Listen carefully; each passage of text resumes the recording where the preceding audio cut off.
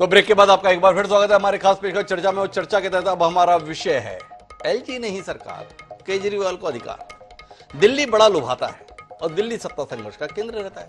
दिल्ली पर कब्जा हर एक की सदियों से इच्छा रही है, पर वर्तमान में दिल्ली पे कब्जा किसी एक का नहीं, दो का है। एक कब्जा है भारतीय जनता पार्टी का, जो नरेंद्र मोदी के नेतृत्व में केंद्र में सरकार चला रही है। दूसरा कब्जा है आम आदमी पार्टी का, जिसमें अरविंद केजरीवाल सुप्रीमो बन के सरकार चला रहे हैं। इसलिए टकराव रहता है, भिड़ंत रहती है। दिल्ली भी अजीबोगरीब फैसला लेती है। देश के संदर्भ में बात आती है तो नरेंद्र मोदी के साथ हो जाती है, और जब राज्य के संदर्भ में बात आती है तो केजरीवाल के साथ हो जाती है। नतीजा क्या हुआ? केंद्र और राज्य के बीच में संघर्ष, सत्ता के लिए संघर्ष। वास्तविक सत्ता किसके पास रहे? तो केंद्र सरकार ने केजरीवाल के पैंतरों के जवाब में एक पैंतरा चला, और जिस अधिनियम के तहत दिल्ली राज्य के अंदर सरकार के कामकाज को परिभाषित किया जाता है उसे 2021 में संशोधित कर दिया। और उस संशोधन के अंदर यह बताया कि सरकार का मतलब एलजी है। एलजी कौन? कंपनी नहीं, लेफ्टिनेंट गवर्नर, उपराज्यपाल। केजरीवाल ने इसके खिलाफ चुनौती दे दी सुप्रीम कोर्ट ने। सुप्रीम कोर्ट ने आखिरकार अब एक आदेश दे दिया, और आदेश के अंदर बताया कि सरकार का मतलब तो जिसे जनता ने चुना है वही रहेगा, और इसलिए अधिकारियों पर प्रशासनिक नियंत्रण भी इस सरकार करके होगा। और राज्यपाल के तौर पर अर्थात लेफ्टिनेंट गवर्नर, उपराज्यपाल को काम इस सरकार के परामर्श से करना होगा। तो जानना यह है कि ऐसी नौबत क्यों आई, और क्या यह मामला यहीं थम जाएगा या आगे बढ़ेगा? समझने के लिए हमारे साथ में चार खास मेहमान हैं। हमारे साथ इस चर्चा का हिस्सा बनने के लिए इमरान लतीफ जी हैं, प्रवक्ता हैं उस आम आदमी पार्टी के जो इस फैसले को अपनी बड़ी जीत के तौर पर देख रहा है। हमारे साथ में मुकेश त्यागी जी हैं, भारतीय जनता पार्टी के सुधी प्रवक्ता हैं। वो क्या देख रहे हैं इसको समझना है हमें। हमारे साथ एसआर सिंह साहब हैं, रिटायर्ड चीफ जस्टिस हैं, इलाहाबाद हाई कोर्ट के। कानूनी मसलों पर हमारे को मार्गदर्शन देने के लिए समय समय पर जुड़ते हैं, वो हमारे साथ हैं। और प्रेम कुमार जी तो हमारे साथ हैं ही, ऐसे मसलों पर अपनी संतुलित राय वरिष्ठ पत्रकार के तौर पर देने के लिए। आप सभी का स्वागत। चर्चा की शुरुआत मुकेश त्यागी जी से। मान जाएंगे मुकेश जी, अब आप सुप्रीम कोर्ट ने कहा उसको कि अभी भी कोई पैदल चलेंगे, जनता के स्तर पर केजरीवाल को नहीं न करवा पाते तो इन रस्तों से ही क्या निपटाएंगे, या अब थम जाएंगे? जानने में दिलचस्पी है सबकी। क्या कहते हैं मुकेश जी? डॉक्टर हिमांशु जी, देखिए, हमारा संविधान जो है वो फेडरल स्ट्रक्चर पे चलता है, और उसके अंदर जो स्टेट लेजिस्लेटिव असेंबली होती है या यूनियन टेरिटरी में दिल्ली को स्पेशल स्टेटस मिला हुआ है। It's a hybrid state. यहाँ पर सेंट्रल की भी पॉलिसीज चलती हैं और स्टेट की भी चलती है। तो यहाँ पर एक हाइब्रिड कॉन्सेप्ट है जिसमें बीच में काफी कन्फ्रंटेशन हुए। मैं समझता हूँ सेंट्रल गवर्नमेंट, दिल्ली एक बहुत ही प्राइम सिटी है, पूरे इंडिया की राजधानी है, और यहाँ पर जितनी भी एक्टिविटीज होती है उनको बहुत संभाल के करना पड़ता है, क्योंकि उनका इम्पैक्ट जो है पूरे विश्व में पड़ता है। यहाँ पे फॉरेन डेलीगेशन आते हैं, तमाम लोग आते हैं। इसकी गरिमा को लेकर के बड़ी सेंट्रल गवर्नमेंट के अंदर चिंता बनी रहती है। तभी लेफ्टिनेंट गवर्नर यहाँ पर आए हुए हैं। देखिए, सुप्रीम कोर्ट ने जो आदेश दिया है वो सर आंखों पर, हम उस सुप्रीम कोर्ट के ऊपर कुछ बोल नहीं सकते। लेकिन मैं ये देख रहा हूं कि जिस प्रकार से केजरीवाल जी को जैसी पावर मिली, उन्होंने किस प्रकार से अपने सचिव को हटाया, किस प्रकार से ताबड़तोड़ करके वो धमकियां, उनके पुराने आप कथन उठा के देख लीजिए, किस प्रकार से जब उन्होंने सिविल सर्विस डे के दिन सभी ब्यूरोक्रेट्स को बुलाकर सब लोगों ने सोचा शायद अच्छी बातें करेंगे, बोले जिसको अगर पसंद नहीं है राजनीति करनी है तो ब्यूरोक्रेसी छोड़ दे और हमसे आके सीधे भिड़े। इतनी एरोगेंस में उन्होंने बात करी। आप उनका पुराना स्पीच उठा करके देख लीजिए, तो पूरे भयभीत कर दिया उसको। और जहां तक मैं आपको बताऊं हिमांशु जी, ठीक है, बिल्ली के भाग से चीखा फूट जाता है कभी कभी। तो ये जो स्थिति बनी है केजरीवाल जी की, इनको तो अब ये बहुत चाहिए थे, संकट मोचन की स्थिति बन गई, क्योंकि इनके जिस प्रकार से शीश महल के गड़े मुर्दे उखड़ रहे हैं बाहर, और तमाम जो इन्होंने 45 करोड़ का जो एक जो थ्रेशोल्ड होता है टेंडरिंग का, वो उसको 10 करोड़ से नीचे रख करके, ताकि ये अपने अपने पार्टीज को दे सके। जब ये खुलासे खुलने लगे, देखे सीपीडब्ल्यूडी वाले, पीडब्ल्यूडी वाले दे रहे हैं, इनके सचिव दे रहे हैं, तो ये घबरा गए। इनका लगा कि इनका किला अब ढहने वाला है।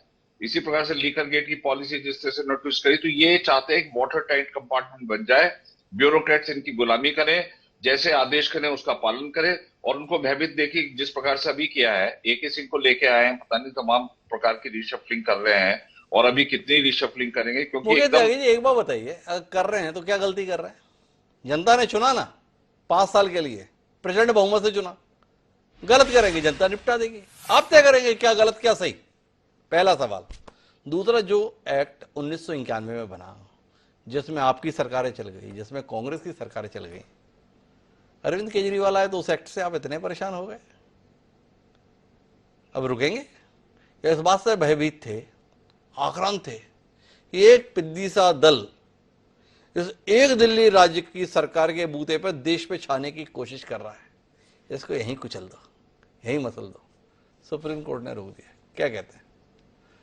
नहीं, ये तो पहले भी कोर्ट का आदेश ऐसा आ चुका है, पहले भी आपको पता है। ठीक है, उसमें संशोधन किया गया है और उसके आधार पर जो है सेंट्रल गवर्नमेंट ने अपनी लेफ्टिनेंट गवर्नर को पावर्स दी गई हैं। और जिस तरह से 239AA आपने उसका अध्ययन किया होगा जी, उसके अंदर परिभाषित किया गया है किस प्रकार से जो है यहाँ पर समन्वय बनाना चाहिए। और 239AB भी आपने पढ़ा होगा कि किस प्रकार से जो है प्रेसिडेंट के पास पावर है, तमाम पावर है, अगर इन्होंने उसका मिसयूज किया, क्योंकि कहते हैं power corrupt and absolute power corrupt absolutely. और जिस प्रकार से आपने पंजाब में भी देखा किस प्रकार से एक जर्नलिस्ट को इन्होंने अरेस्ट किया है, तो इनकी जो तमन्ना है वो बड़े दिनों से है कि कैसे हम रूल करें, किस प्रकार से। तो लेकिन इनकी नियत जो है, मैंने ये नहीं कह रहा हूं कि क्लीन गवर्नमेंट नहीं देंगे, क्लीन गवर्नमेंट देने की नियत ही नहीं है। इन्होंने गवर्नमेंट देने की नियत ही नहीं है, इसलिए हम इस सरकार को अधिकार संपन्नता ही नहीं देते हैं, पर सुप्रीम कोर्ट ने रोक दिया। इमरान लतीफ मेरे साथ में। इमरान जी, मेरी आवाज सुन पा रहे हैं आप? जी हाँ, जी हाँ, आ रही। नमस्कार। मुकेश यादव जी फिर बहुत नाराज हैं आप लोगों से, बोले देखो क्या तरीका है इन लोगों का, एक आदेश आया उसके बाद में फिर भाषा बदल गई, क्या तेवर है, किस प्रकार का लहजा है, किस प्रकार की कार्य पद्धति है, क्या कहते हैं इमरान लतीफ जी? देखिए हिमांशु जी, दरअसल मुकेश भाई की जो नाराजगी है वो आम आदमी पार्टी से नहीं है जी, वो माननीय सर्वोच्च न्यायालय से है।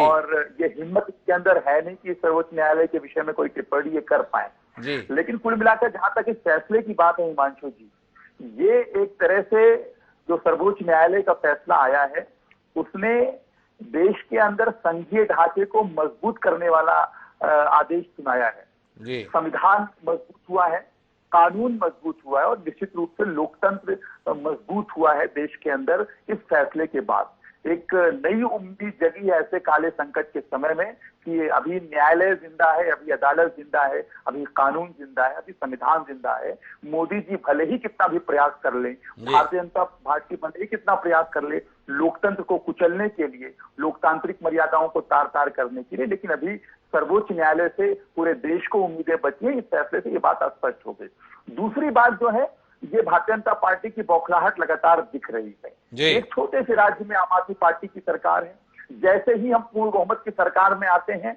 फौरन जो है नया एक्ट लेकर आ जाती है, सारे पावर जो है वो एलजी को दे दी जाती है और चुनी हुई सरकार के जो अधिकार है उसको छीन लिया जाता है केंद्र सरकार के द्वारा। यह स्पष्ट दिखाई दिया था 2015 के अंदर, महज 2-3 महीने सरकार बनने के फौरन बाद। तो अब कुल मिलाकर अब हम पोस्ट क्रिएट कर पाएंगे, अब हम ट्रांसफर कर पाएंगे, पोस्टिंग कर पाएंगे और परफॉर्मेंस के हिसाब से अधिकारियों को जो है उनको काम सौंप पाएंगे। तो ये बेहतर है दिल्ली के लिए। और पहले हमने देखा हिमांशु जी कि किस तरीके से भारतीय जनता पार्टी के नेतृत्व के इशारे पर एलजी ने अभी तक दिल्ली की चुनी हुई सरकार को परेशान करने का काम किया। मोहल्ला क्लिनिक हम बना रहे हैं, मोहल्ला क्लिनिक हम चला रहे हैं, जो दुनिया का सबसे अच्छा स्वास्थ्य मॉडल है, उसमें किस तरीके से अड़ंगा डालने का काम किया, लैब टेस्ट रोकने का काम किया, दवाइयों की सप्लाई रोकने का काम किया। बताइए, अधिकारियों की अब ये बात कर रहे थे कि अरविंद केजरीवाल जी ने। अच्छा, एक बात बताइए इमरान जी, अभी आपने बड़ा गंभीर किस्म का आरोप लगाया कि केंद्र सरकार के इशारे पर एलजी ने कितना परेशान किया और सुप्रीम कोर्ट ने आपको अधिकार दे दिए। भरोसा दिलाते हैं कि आप एलजी को परेशान नहीं करेंगे? नहीं, बिल्कुल, एलजी को तो हमने कभी भी परेशान नहीं किया। अरे अभी अधिकार तो अब आए ना आपके पास में, इसलिए सवाल कर लिया भाई। इमरान जी, क्या प्रतिशोध की राजनीति भी देश में एक अभिन्न हिस्सा होती जा रही है, इसलिए आपने सवाल कर लिया। भाई एलजी को आप तो परेशान नहीं करेंगे ना, आपने तो आरोप लगा दिया कि हमें बहुत परेशान किया एलजी ने, अब हिसाब किताब चुकता तो नहीं करेंगे? नहीं, देखिए, आम आदमी पार्टी इसमें विश्वास नहीं रखती। आम आदमी पार्टी को जनता ने चुना है काम करने के लिए जी। और अपने काम के दम की राजनीति पर आम आदमी पार्टी बिल्कुल फैलती चली जा रही पूरे देश के अंदर खुशबू की तरह से। तो हम इस तरह की राजनीति में विश्वास नहीं रखते। हम इस तरह की राजनीति में विश्वास नहीं रखते, लेकिन जिस फैसले पर इतना प्रसन्न है आप, वो फैसला टिकेगा कब तक, ये सवाल भी कानूनविद उठा रहे हैं। इसलिए मार्गदर्शन के लिए मैं जस्टिस एसआर सिंह साहब के पास आना चाहता हूं। सिंह साहब, 14 फरवरी 2019 इस लड़ाई में फैसला आया था जस्टिस AK सीकरी और जस्टिस अशोक भूषण का। माननीय अशोक भूषण जी ने अपने फैसले में कहा था कि दिल्ली केंद्र शासित प्रदेश है, इसलिए जो अधिकारी केंद्र ने भेजे हैं उन अधिकारियों पर नियंत्रण दिल्ली सरकार को नहीं दिया सकता। सीकरी साहब ने भी जॉइंट सेक्रेटरी से ऊपर के संदर्भ में अधिकार देने से इंकार कर दिया था। अब 3 जजों की पीठ ने एक राय होकर यह फैसला दिया है, तो समझने में दिक्कत आती है कि सही क्या है, गलत क्या है। व्यक्ति बदलता है, उसके साथ में न्याय बदल जाता है। थोड़ा एक तो आपसे यह समझना चाहता हूं, अशोक भूषण, सीकरी साहब बड़े सम्मानित जजेस थे, उन्होंने जो फैसला दिया वो फैसला नकार दिया गया। एक दूसरा आपसे यह कि अब 3 जज की पीठ ने फैसला दिया है, इसको क्या चुनौती दी जा सकती है कि आप 5 पे जाएं? भाई 3 का फैसला हमें पसंद नहीं, तो क्या 5 पे चले जाएंगे, फिर मामला टल जाएगा। तो 2 चीजों पर आपके से स्पष्टता मिले। न्याय को कब माने कि कौन सा न्याय है? व्यक्ति बदलता है, फैसला बदल जाता है। देखिए डॉक्टर साहब, ऐसी बात नहीं है जी। भारत का जो संविधान है जी। वो जीवंत दस्तावेज है जी। इसमें हर स्थिति में इसके इंटरप्रिटेशन और व्याख्या करने का स्कोप रहता है। जी। पहले जो भी, लेकिन ये जो फैसला हुआ है जी। कि कोई नई बात जो संविधान में लिखा है वही कहा है। जी। आप जानते हैं कि जो यूनियन टेरिटरी है, they are administered by the president through an administrator. जी। दिल्ली के केस में उस एडमिनिस्ट्रेटर को लेफ्टिनेंट गवर्नर कहते हैं। जी। और संविधान के अनुच्छेद 239A के क्लास 4 में स्पष्ट लिखा हुआ है कि lieutenant governor shall act on the aid and advice of the council of minister। जी। जो और राज्यों में है, जैसे संविधान के अनुच्छेद 163 वगैरह में, जी। वहां भी यह है कि काउंसिल ऑफ मिनिस्टर के एड एंड एडवाइस से ही राज्यपाल काम करेंगे। तो जो उपराज्यपाल की कोई विशेष और कोई स्थिति नहीं है, जी। उनके भी एड एंड एडवाइस तो लेनी पड़ेगी। हालांकि सब काम उपराज्यपाल के नाम से ही हो गया, राज्यपाल के नाम से ही होता है। जी। लेकिन वो एड एंड एडवाइस तो council of minister, otherwise council of minister कोई मतलब नहीं रह जाता। जी। एग्जीक्यूटिव पावर तो वेस्ट करता है गवर्नर में या उपराज्यपाल में। जी। लेकिन वो एग्जीक्यूटिव पावर कैसे इस्तेमाल होगा, उसके लिए एड एंड एडवाइस तो काउंसिल ऑफ मिनिस्टर की जरूरी है in the case of Delhi. जी। तो ख्याल से जजमेंट सही है। पहले जो भी व्याख्या हुई हो, जस्टिस अशोक भूषण की, जस्टिस केसरी की, सीकरी की, लेकिन ये जो व्याख्या हुई है हमारे ख्याल से बिल्कुल सही व्याख्या है कि जो गवर्नमेंट के इलेक्टेड गवर्नमेंट है, वो संविधान में जब ये लिखा हुआ कि aid and advice of the council of minister, उसका कोई मतलब ही नहीं रह जाता अगर गवर्नर अपने उपराज्यपाल अपने मन से सब काम करे। दूसरा ये कि इसको क्या चुनौती संभव है कि और बड़ी पीठ के पास चले जाए केंद्र सरकार, हमें नहीं भारा भाई ये फैसला? मेरे ख्याल से सही है, जजमेंट तो बिल्कुल अपनी जगह सही है। संविधान में जो लिखा है उसी की व्याख्या है। सिंह साहब तो पूरी तरीके से इस फैसले के साथ हैं, बोल रहे हैं कि मिनिस्टर की जो काउंसिल है उसके द्वारा ही। जी सिंह साहब, आप कुछ और कहना चाह रहे हैं? नहीं, हम यही कह रहे हैं जो फैसला हुआ अपनी जगह बिल्कुल सही है, और फैसला जो संविधान में लिखा है वही है, जो फैसला है वो एकदम सही है। पर मैं प्रेम कुमार जी, फैसला सही गलत का विषय थोड़ी है। देश में आजकल विषय तो मंशा का रहता है। क्या कहते हैं, क्या जिनकी मंशा केजरीवाल के संदर्भ में या केजरीवाल की मंशा को लेकर जिन्हें शिकायत रहती है, वो बर्दाश्त कर जाएंगे इस फैसले को? क्या रुकेगा सिलसिला टकराव का? जी बिल्कुल, आप सही बात कह रहे हैं। मंशा पर सवाल तो हमेशा उठते हैं, केजरीवाल जी की मंशा पर सवाल उठते हैं, उठाए जाएंगे, पहले भी उठे थे। लेकिन प्रश्न ये है कि इस चीज को दबाने या खत्म करने के लिए तरीका क्या होगा? जी। क्या केंद्र सरकार ने जो कदम उठाया उसमें मंशा सही थी क्या? जी। एक गलत मंशा को दबाने के लिए आप कैसी एक मंशा लेकर सामने आ रही हैं? जी अब थोड़ी देर पहले तक क्या स्थिति थी? इस फैसले के पहले तक आपको हमको अगर विकल्प दिया जाता कि आप दिल्ली का उपराज्यपाल बनना चाहेंगे या त्रिपुरा मणिपुर का राज्यपाल बनना चाहेंगे, जी तो बताइए ना, हम लोग तो दिल्ली का उपराज्यपाल ही बनना पसंद करते। जी क्यों? राज्यपाल से भी बड़ा हो गया उपराज्यपाल, जी क्योंकि वो सरकार हो गई। सरकार यानी जो इलेक्टेड बॉडी है उससे भी बड़ी हो। तो ये तो कॉन्स्टिट्यूशन की मूल भावना के खिलाफ है। ये तो हम पहले दिन से कर रहे हैं, जब से ये विवाद खड़ा हुआ तब से हम लोग बोल रहे थे। हमें खारिज कर दिया जाता था कि ये लोग तो संविधान जानते ही नहीं है, ये लोग तो बायस्ड लोग हैं। लेकिन बहुत समय के बाद वो हम जो कहा करते थे उसकी पुष्टि हो रही है। इलेक्टेड बॉडी हिंदुस्तान में लोकतंत्र में सबसे बड़ी बॉडी सबसे बड़ी बॉडी है। प्रेम कुमार जी जो टिप्पणी कर रहे हैं उसमें मुकेश जी आपका हस्तक्षेप चाहिए भाई। आपके नेता तो बड़ी गर्व के साथ हर मंच से बताते हैं जनता जनार्दन है, जनता ही सर्वोच्च है, जनता ही शिरोमणि है, और उस जनता से चुनी हुई सरकार उसको आप उपराज्यपाल के रहमो करम पे छोड़ देना चाहते थे। जनता की सर्वोच्चता को प्रतिपादित किया है सर्वोच्च न्यायालय ने। क्या इसको चुनौती देना चाहेंगे या सर झुका के शिरोधार्य करेंगे? हाँ भाई, जनता ही सर्वोच्च है और जनता ने जिसको चुना उसी को ही कार्य करने का अधिकार है। क्या कहते हैं मुकेश जी?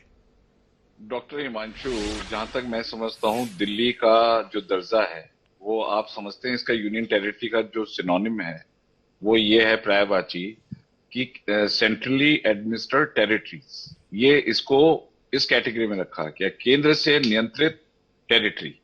और केंद्र का नियंत्रण अगर वहां पर समाप्त होता है तो मैं समझता हूं इसकी जो बुनियादी परिभाषा है उसके साथ जो है एक बहुत बड़ा अन्याय। मेरा एक सवाल है आपसे, भाई केंद्र शासित प्रदेश चंडीगढ़ भी है, अगर यही आपकी इतनी संवेदनशीलता है तो लोगों को बहकाते क्यों हैं, बहलाते क्यों हैं? भाई खत्म करिए ना विधानसभा। भाई साफ सफाई देखने के लिए तो म्यूनिसिपैलिटी है, दिल्ली नगर निगम अपना काम कर लेगी।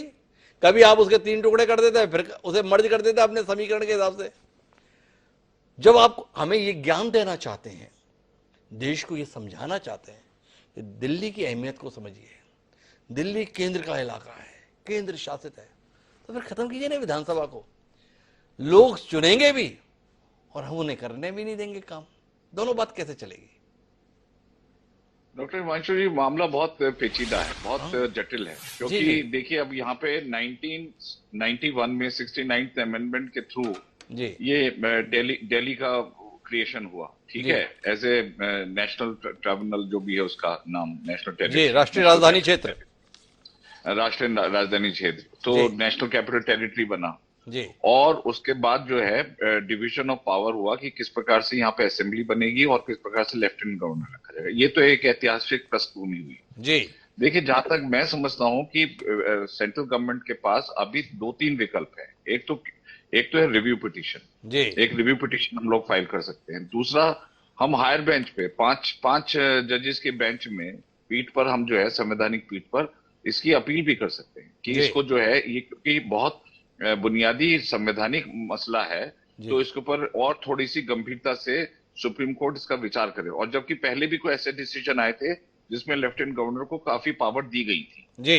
देखिए, अभी आपने एक बहुत केंद्र बिंदु वाली बात करी, ये मेरा व्यक्तिगत विचार है, मैं कोई पार्टी के विचार से आपको नहीं कर रहा हूं, मैं अपने एज ए मुकेश त्यागी बता रहा हूं कि मुझे तो ये लगता है कि दिल्ली और जो बड़े शहर हैं, मुंबई है, कैलकाटा है, बेंगलोर है, जहां पर हमें आर्थिक स्थिति बहुत तेजी से बढ़ानी पड़ती है, मैं समझता हूँ ये सब केंद्रीय शासित हो जाने चाहिए जी। यहाँ पर पूर्ण रूप से केंद्र का वर्चस्व होना चाहिए, क्योंकि इनका प्रभाव जो है पूरे अंतरराष्ट्रीय स्तर पर पड़ता है। ये हमारी इकोनॉमिक इंजिन्स हैं और दिल्ली तो मैं समझता हूँ कि यहाँ पर तमाम प्रकार के इंटरनेशनल डिग्निटरीज आते हैं, लॉ एंड ऑर्डर सिचुएशन अपने कंट्रोल में होनी चाहिए। तो ये जो आपका सुझाव है मैं समझता हूँ, मैं उसका स्वागत करता हूँ। और तीसरा जो है, देखिए, प्रेसिडेंट को जो है lieutenant governor can make a reference to the president also in case if there is a tussle between assembly and of Delhi and governor, तो वहां प्रेसिडेंट का हस्तक्षेप भी हो जाता है। ये नहीं कि इनके पास एब्सोल्यूट पावर आ गई, ये गलत फहमी में है। मुझे जहां तक लग रहा है कि इनकी एब्सोल्यूट पावर पर जो है कहीं ना कहीं अंकुश लगेगा और वो संविधान के माध्यम से लगेगा, क्योंकि ये चाह रहे हैं कि हम यहाँ पर बिल्कुल भ्रष्टाचार का नंगा नाच एब्सोल्यूट करें। पावर तो किसी के पास भी नहीं है मुकेश त्यागी जी। संविधान तो बना ही इस खूबसूरती के साथ है कि हर एक के पास में चेक एंड बैलेंस रहे। उस बैलेंस को बदलने की कोशिश आपने की ना। जो 1991 का एक्ट था उसे 2021 में आप संशोधित कर रहे हैं। क्यों कर रहे हैं?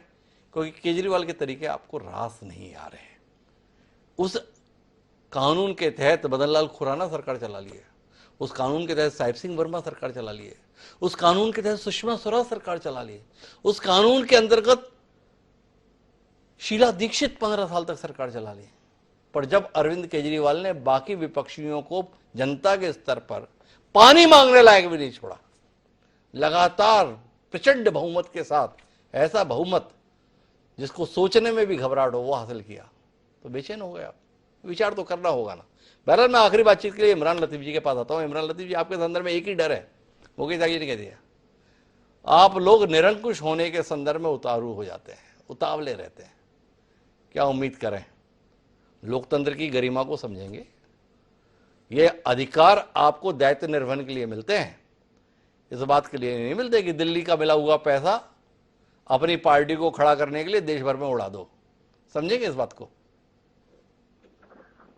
देखिए हिमांशु जी, भारतीय जनता पार्टी दरअसल आम आदमी पार्टी से इतना घबराती है जी, और वो घबराना उनका लाजमी है, क्योंकि जी। भारतीय जनता पार्टी को ये बात बहुत अच्छे से पता है कि देश की इकलौती पार्टी आम आदमी पार्टी है जो भारतीय जनता पार्टी को हर तरीके से जवाब देना जानती है, मुंहतोड़ जवाब देना जानती है। तो घबरा रहे हैं, घबराना इनका लाजमी है। दरअसल इनकी जो मंशा थी ना, उसी मंशा पर हमको सवाल है। आखिर ये क्या, अभी देखिए सुप्रीम कोर्ट ने आदेश दे दिया कि भाई देश में जो चुनी हुई सरकार है दिल्ली के अंदर, वो उसके कुछ अधिकार है, वो अधिकार स्पष्ट कर दिया सर्वोच्च न्यायालय ने। अब इससे भी इनको तकलीफ हो रही है। दरअसल ये तकलीफ किस वजह से हो रही है कि आम आदमी पार्टी ने जो गुड गवर्नेंस का मॉडल दिया और उस गुड गवर्नेंस के मॉडल के दम पर महज 10 साल के अंदर राष्ट्रीय पार्टी बन गई, उससे इनको घबराहट है। ये नहीं चाहते हैं कि मोहल्ला क्लिनिक बने, ये नहीं चाहते हैं कि अच्छे स्कूल और अस्पताल बने, ये नहीं चाहते हैं कि दिल्ली का इंफ्रास्ट्रक्चर इतना अच्छा हो जाए कि उसके नाम पर आम आदमी इमरान लतीफ जी, कहीं आप भ्रमित तो नहीं हो रहे? इनको परेशानी इस बात से नहीं है कि अच्छे क्लिनिक ना बने, अच्छे स्कूल ना बने। क्या आपको नहीं लगता है कि इनको घबराहट इस बात से है कि ये अच्छा काम मॉडल बन के बाकी देश में आप चुनौती के तौर पर प्रस्तुत ना कर दें? थोड़ा आपका समझने में फेर तो नहीं हो रहा? भाजपा चाहेगी क्या कि दिल्ली में अच्छे स्कूल नहीं होने चाहिए? क्या भाजपा चाहेगी कि दिल्ली में अच्छे हॉस्पिटल नहीं होने चाहिए? कहीं आप समझने में हेर फेर तो नहीं कर रहे? देखिए हिमांशु जी, मोहल्ला क्लिनिक का मैं जिक्र करूंगा। मोहल्ला क्लिनिक में एलजी के सहारे इन्होंने लैब टेस्ट बंद करा दिए जी, इन्होंने दवाइयों की सप्लाई बंद करा दी, इन्होंने दिल्ली जल बोर्ड के जो अधिकारी हैं उनको इतना निरंकुश और इतना आताताई बना दिया कि कैबिनेट जो है दिल्ली सरकार की वो फंड रिलीज करती है और ये फंड जो है प्रोजेक्ट के लिए रिलीज तक नहीं करते। ये किस किया जा रहा था? दिल्ली जल बोर्ड का काम क्यों रोका जा रहा था? मोहल्ला क्लिनिक का काम क्यों रोका जा रहा था? इमरान लतीफ जी का कहना है कि कुल मिलाकर ये हमें काम ही नहीं करने देना चाहते थे। सुप्रीम कोर्ट के हम आभारी हैं कि उसके माध्यम से अब कम से कम हम काम कर पाएंगे। एसआर सिंह साहब तो लगातार इस बात की पैरवी कर रहे हैं कि संविधान जिस भावना के तहत बना है उस भावना के अनुरूप ये फैसला आया है। तो मैं आखिरी टिप्पणी के लिए एक बार फिर प्रेम को जी, मुकेश जी आप कुछ हस्तक्षेप करना चाह रहे हैं? देखिए, मैं बता रहा हूं केजरीवाल जी का, आपको वो मालूम होगा किस प्रकार से इन्होंने चीफ सेक्रेटरी की पिटाई लगाई जी। ये तो इनका समर्पण है ब्यूरोक्रेसी की तरफ। चीफ सेक्रेटरी को अगर ये पीट सकते हैं तो जो बेचारे छोटे मोटे लेवल के अधिकारी उनका क्या हश्र करेंगे जी। ये सिवाय भ्रष्टाचार की दुकान के अलावा ये कुछ नहीं खोलने वाले। इन्होंने एडवर्टीजमेंट पे अच्छा ये बताइए मुकेश जी कि आप इमरान जो बात कर रहे हैं केजरीवाल की और चीफ सेक्रेटरी के संदर्भ में जिस तरीके से किया, तो ये पंजाब के संदर्भ में भी फिर यही करते हैं। जहां जहां आम आदमी पार्टी की सरकार बने वहां निर्वाचित सरकार के अधिकार छीनकर लेफ्टिनेंट गवर्नर या राज्यपाल को शक्ति संपन्न किया जाएगा, क्योंकि ये ठीक लोग नहीं है। जनता ही गलत है जो ऐसे लोगों को चुन देती है, ये बता रहे हैं आप? मैं ये नहीं कह रहा हूं चीफ सेक्रेटरी को मारा है, ये तो आपको पता है।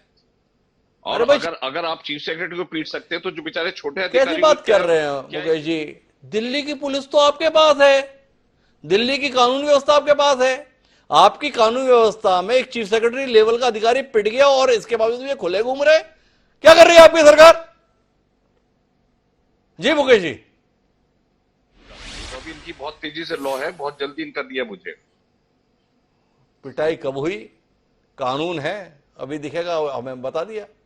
विचार कीजिएगा मुकेश जी, आपको विचार करना पड़ेगा भाई। आपकी आपके पास आता, लेकिन उससे पहले प्रेम कुमार जी की मुझे टिप्पणी चाहिए। प्रेम कुमार जी, बात यहां पर आकर रुक गई कि भाई अगर केंद्र शासित प्रदेश तो विधानसभा की जरूरत ही क्या? इस पर आप कोई टिप्पणी देना चाहेंगे?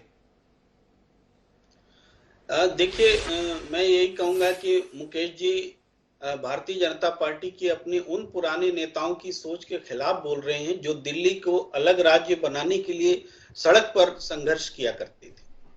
तो दिल्ली को अलग राज्य बनाना गलत था, ये बात कह रहे हैं क्या? तो अगर ऐसा है तो पार्टी की ये पॉलिसी का सवाल है, इससे सहमति असहमति हो सकती है, लेकिन राज्य अगर होगा, दिल्ली राज्य है और चुनी हुई विधानसभा होगी, तो इससे सर्वोपरि कोई नहीं है। ये हमारी प्रेम कुमार जी, आपने तो राजनीतिक बयान दे दिया, आप सुधी पत्रकार हैं। मुकेश त्यागी ने पहले ही कह दिया कि मैं निजी हैसियत में एक राय दे रहा हूं, ये पार्टी की राय नहीं है। उन्होंने एक विचार दिया। आप जैसा सुधी पत्रकार है, देश की राजधानी के संदर्भ में उसे किसी राज्य के तौर पर ट्रीट होना चाहिए या उसे एक केंद्र शासित प्रदेश के तौर पर ही संचालित करना बेहतर विकल्प होगा, इस पर आप जैसे सुधी पत्रकार का कोई नजरिया होना चाहिए। क्या आप कोई नजरिया साझा करना चाहेंगे या अभी विचार के लिए समय लेना चाहेंगे और हम फिर कभी इस पर बहस करें? देखिए, उस हिसाब से तो निश्चित रूप से समय कम है और आपने विकल्प दे ही दिया कि विचार के लिए समय लेना चाहिए।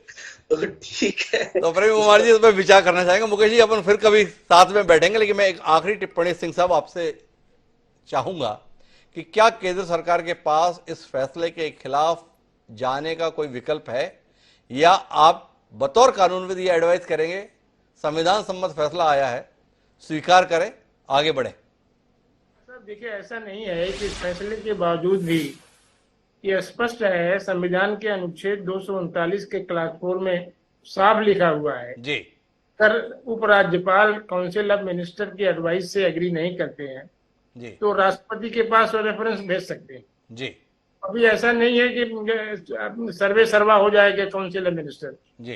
तो राष्ट्रपति जो एडमिनिस्टर करने का पावर तो अल्टीमेट राष्ट्रपति का है, उनके गवर्नर के माध्यम से कर रहे हैं। Governor is bound to act on the aid and advice of the council of minister. तो वो बैलेंस बना हुआ है। ऐसा नहीं जजमेंट से केजरीवाल के पक्ष में सब हो गया या लेफ्टिनेंट गवर्नर के खिलाफ सब हो गया।